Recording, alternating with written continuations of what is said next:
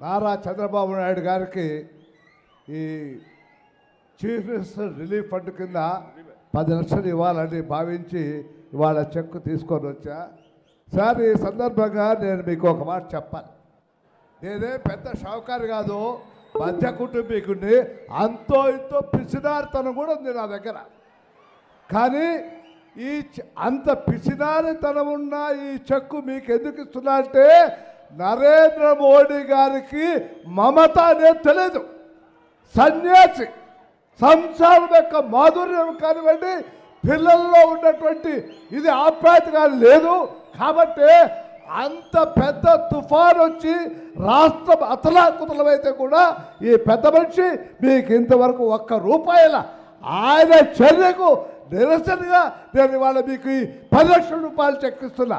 ఈ సందర్భంలో మరొక మాట చెప్పాలి మీకు. సార్, ఈ పెద్ద మనిషి మా వాడు ఉన్నాడు, పెద్ద మనిషి జగన్ మహాశయుడు ఆ పక్కనే ఉన్నాడు. తెలివైన వాడైతే ఒక్క తూరు శ్రీకాకుళం పోయి రావద్దా. ఇంత తెలివి లేని వాడు. కేవలం మా వాళ్ళు ఈ కడప జిల్లాలో 70% or 50% people are the Reddys. Why your are supporting mister Jagan? Only thing is కులం పేరుతోనే కదా నేను మిమ్మల్ని అడుగుతున్నా. రెడ్డిని తోకుంటే అందరూ రెడ్లేనా? మా రఘువీరారెడ్డి గారికి కూడా తోక ఉంది, రెడ్డేనా? మరి ఎందుకు మీరు రఘువీరారెడ్డి కొట్టారు? కులం బువ్వ పెట్టదు. ఏమనంటే మహానేత కొడుకు అంటావు, రైట్? గాంధీ మహాత్ముని కొడుకు కూడా పిల్లలు ఉన్నారు. వాళ్ళు ఎక్కడున్నాడు? ఈ మహానేత కొడుకు ఎక్కడున్నాడు? నీ అబ్బాయి మీ నాయన పోయి 10 సంవత్సరాలు అవుతుంది. నీవు మీ గండికోటకు నీళ్ళు తీస్తావని ఏం ప్రయత్నం చేసావు నేను అడుగుతున్నా. కేవలం రెడ్డి అనే ఓట్ల జరిపారా? మరి I'm sorry using a word, మరి ఆయన కమ్మాయినా ఎవరి కోసం నీళ్ళు ఇచ్చాడు? కేవలం ఆ గండికోట నీళ్ళు కమ్మోళ్ళు మాత్రమే తాగుతారా? మీరు తాగడం లేదా? ఎవరికి శక్తి ఉంది, ఎవరికి యుక్తి ఉంది, ఎవరికి నైపుణ్యం ఉంది, ఎవరికి దూరం వస్తుంది ఉండే చూసి ఓట్లేయండిరా నాయనా. చంద్రబాబుకు ఓట్లేయండిరా.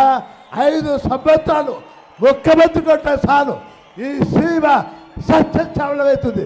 కేవలం రెడ్డి అనే తోక మీద పోతున్నా. మీరు రాష్ట్రమే, మేము రాష్ట్రమే. దయచేసి అది పెట్టుకోవద్దండి. చంద్రబాబు నాయుడు నీళ్ళు ఇచ్చేది అందరికి ఇస్తున్నాడు, అన్ని కులాల వాళ్ళకి ఇస్తున్నాడు.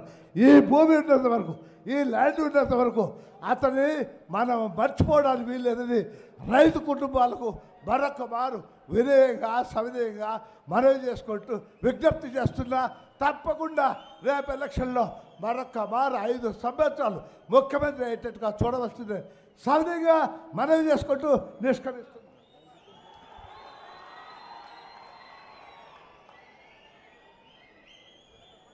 ఈ వీడియో మీకు నచ్చినట్టయితే లైక్ చేయండి, షేర్ చేయండి. మరిన్ని ఇంట్రెస్టింగ్ వీడియోస్ చూడడానికి మా ఛానల్ కు తప్పక సబ్స్క్రైబ్ అవ్వండి.